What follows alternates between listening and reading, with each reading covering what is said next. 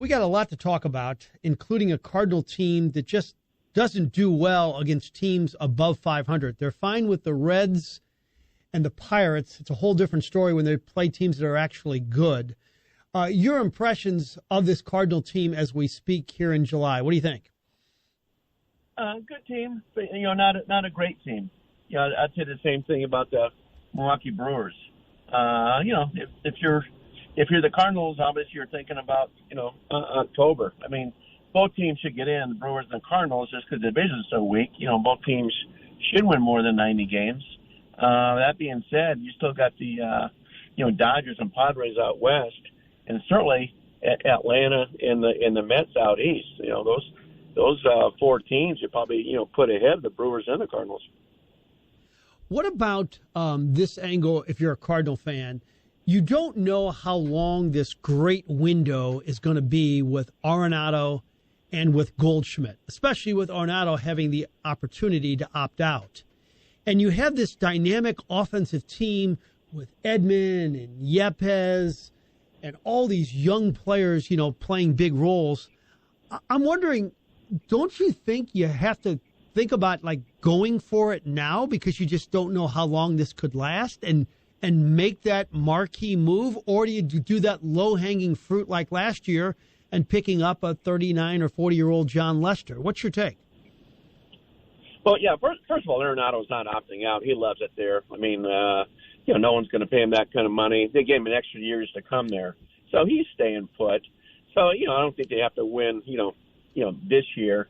The beauty about the Cardinals is that they're a contender year in, year out. They never just go all in and then fall apart, which is great for the Cardinal fan base, kind of like the Yankee fan base. But yeah, that being said, I don't know who you will go out and get. I mean, a Castillo would be great from the Reds.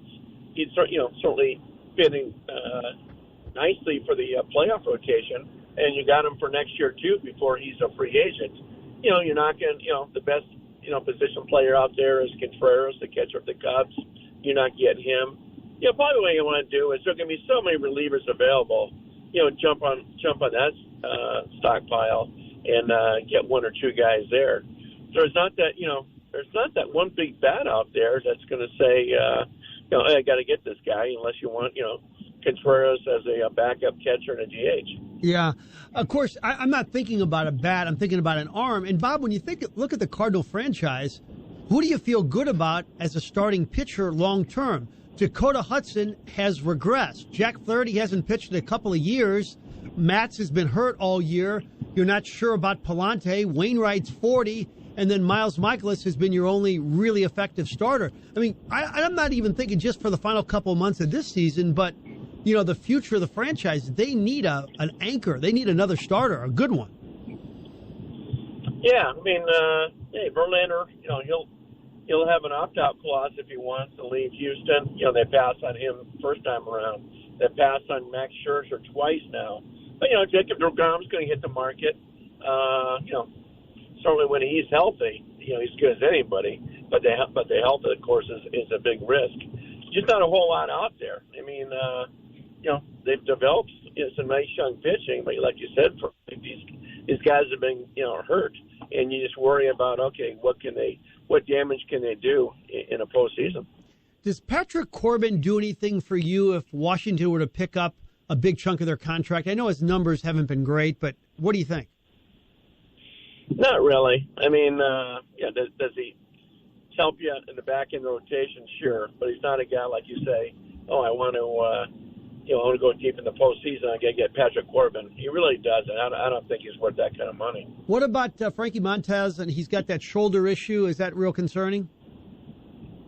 Well, it's a red flag for sure. It's like, wow, you better do a whole lot of medical tests on him and make sure he's 100%. You got the two guys from Cincinnati, both Castillo and Maley, who can help out, particularly Castillo. So the pitching market is so thin. Outside those three guys, you can get the Quintana from the Pittsburgh Pirates. He's more of a 4th, 5th guy. But there's not much out there you can go get. I just don't see it. On Castilla, I know that the big concern would be, do you trade within the division? But if the Cardinals and put together the best package, and you're so bad if you're the Reds, who cares if it's in the division? Don't you want to get the most possible for this really talented pitcher? Oh, absolutely. And I don't think the Reds would care. I really don't. And they got some nice young pitching anyway coming on, some great young stars. And Lodolo and Green, of course, and the kid who pitched last night. But they just want to get the top thing. They got the top guy out there. So they'll wait till the end here and say, okay, who gives the top offer? I don't think the Cardinals thing worries them whatsoever. Plus, the franchises like each other, deal with each other. Of course, Bill DeWitt being from Cincinnati, being a former part owner of the Reds. So, if they have the pieces, they can make it work. I know that everybody in St. Louis wants to package a bunch of mediocrity for a really good pitcher. That's the way we've always thought here. The one guy I don't want to give up is Tyler O'Neill. I realize injury prone and didn't get off to a good start, but I just have a feeling, he's the only outfielder we have in the organization that's hit 34 home runs, that had a 900 OPS. So if you don't want to move him, even though there's value, what kind of value does Harrison Bader have? Decent value, not great value. If he was still, a prospect coming up and still 3 years away from arbitration, he'd have more value. So you're not going to get much. I mean, like you said, there just isn't much out there. I think teams are kind of hoping that, the Red Sox would fall apart and have to deal with those guys. I don't see the White Sox surrendering no matter what happens this next month. But if they did, if there was an outside shot they did, you'd jump over a guy like a Giolito or jump all over even a Lance Lynn. You just can't see the White Sox, throwing the towel. Bob Nightengale with us, Hollywood Casino Press Box on the all-new 590 The Fan.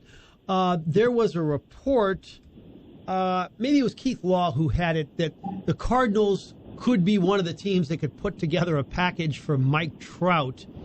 And I don't know if the Cardinals could afford Mike Trout, Arenado, and Goldschmidt, those big salaries all at once. But is he going to be moved eventually? I don't see it. I don't think they want to alienate the fan base. It's been talked about internally for years, as far as what could they get for Trout. Remember, he has a full no trade clause. There's a reason he's had a long-term contract. He signed a 10-year deal for $360 million with 2 years left on his deal. He could have waited and gone to Philly or New York. And, that's a lot of money for a guy who's, been a little bit more injury prone the last few years. A lot more slumps than we're used to. You see less than 100 against the Astros this year and against the Yankees. So now you're talking about switching leagues, making that kind of money. I don't see that. I really don't. Maybe for somebody else. But no. Any take on Yadier Molina not with the club and in Puerto Rico when they have these young catchers who may need some sage advice and also probably better medical attention here in St. Louis if he's got that knee issue? Yeah, just from the outside and not knowing what's going on, it's not a good look at all. Like you said, Frank, for the young catchers, you want to pick this guy's brain. This guy, one of the best defensive catchers in baseball history. You got a guy in town, Ted Simmons, in the Hall of Fame. Will swear up and down he's much better defensive catcher than Johnny Bench ever was. So, if you're the Cardinals, I'm sure you'd like to have this guy around, just giving, leading support and stuff like that. And sometimes it can alienate teams. I remember a year ago, Justin Verlander, I know they had the COVID restrictions and everything else, wasn't on the team all year. And they were going to have him throw the first pitch out at a World Series game or an LCS game. And the players said, no, you don't. We don't want him to do that. If he wasn't around all year, we don't want him to come out and just throw out the first pitch, even though ceremonial, but just, have that kind of honor. So, yeah, I would think if you're the Cardinals, you certainly want Yadier Molina around just to talk to these young guys. Final thought, it looks like it's going to be official shortly that Albert Pujols is going to be added to the All-Star team so he could take a final at-bat in Dodger Stadium in that game. I guess they can only add one and Yadi won't be invited, correct?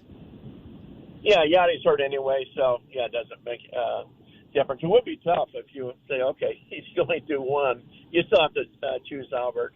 I've been talking about this for 30 years. It bothered me when the All-Star game was in Seattle. And Ripken, I think, was on the team. Tony Gwynn wasn't last year for both guys. And it's like, man, why not? It's just an exhibition. Even if you don't, appear in the game, that's fine. But just, Albert hasn't been an All-Star since he left St. Louis. So, very cool. I think baseball should have done this for a long, long time ago. Well, that'd be kind of cool, too. I bet if he goes, don't you think, Bob, if he goes, they're going to get him an at-bat in that game? Yeah, I do. I don't care what the situation is. I agree, particularly having played all the years and with the Angels, with the Angels and winding up with the Dodgers. The crowd will go nuts. TV viewers will go nuts. So it'd be a special moment. We'll see if they do the same in the American League with Miguel Cabrera. But Cabrera's not, he's still at least a year away from retiring. So, maybe pick somebody else or don't pick anybody else. I don't think you have to pick one from each league necessarily. But for Albert, who's already says he's retiring, it's perfect way to go out. Hey, Bob, I'm sure you were there, but do you remember in 2007 when La Russa was the manager for the All-Star team, the National League, and Albert did not get an at-bat, and he chose, I think it was Aaron Rowan instead. It was one of the worst things ever. Tony was the manager, and he didn't use Albert. He used Aaron Rowan instead. I don't remember the situation. What was the defense? I can't recall what the defense was. Frank, I really don't. Well, I do remember Mike Mussina, warming up for the bullpen and not getting used, and the game was in Baltimore and people going ballistic. That stuff can happen.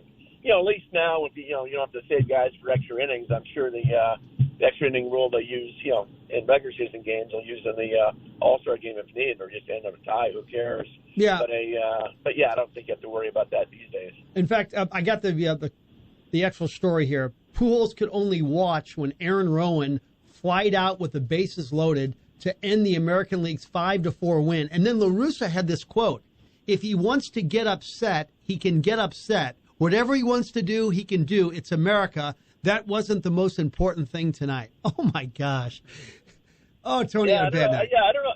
I don't know what Albert said about it, if anything. I mean, obviously, it didn't hurt the relationship, and they're still best of friends and everything else. So, very interesting. I mean, Tony still has such an effect with former players. I know they're going to honor Dave Stewart, retired his number with the Oakland A's, and Dave Stewart insisted, "Hey, I don't want it done until the White Sox are in town. I want Tony La Russa there to see it." Cool. Final two thoughts. Is La Russa in trouble? If the White Sox don't make the playoffs, will this be his last year managing the White Sox? And what about Mike Matheny's job security in St. Louis? Let's go a third. And then Mike Schilt, where do you think he'll be next? Rapid fire. Yeah, I think with Mike Matheny, I think they got to show improvement the second half. I know they're all over the pitching coach too and everything else. So no, I think Mike's job could be in danger. I mean, very loyal there with Dan Moore as a GM, but they need to show more improvement. With Tony, if they don't make the playoffs, we'll never see the word fire next to Tony's name again with the White Sox. But it would be more, okay, maybe he should go upstairs and help out, be a special assistant. I think there would be a huge clamor for a change if a team that talented underachieves that greatly and doesn't make the playoffs. And I do believe Schultz is back somewhere. I think we're going to see a good 6 or 7 openings here in the off season, Frank. And I would think Mike Schultz would get one of them for sure. Always a pleasure to talk to you, sir. Thank you so much, Bob. My pleasure. Take care, Frank. All right, that's Bob Nightengale joining us. I wish I could be booted up to the upstairs, be like a consultant, right. Channel 5 and KFNS. A demotion, but a promotion. Yeah, no daily responsibilities, just a consultant. That's what they have in TV. It used to be really hot, where you were a consultant, where you're probably a fired news director because you were so bad at your job, but you join a consulting firm, and then you tell countless other stations how to do their job. Need help with your ratings? I really want to be a consultant one day, I'm telling you. It's a great life. It's where the money is.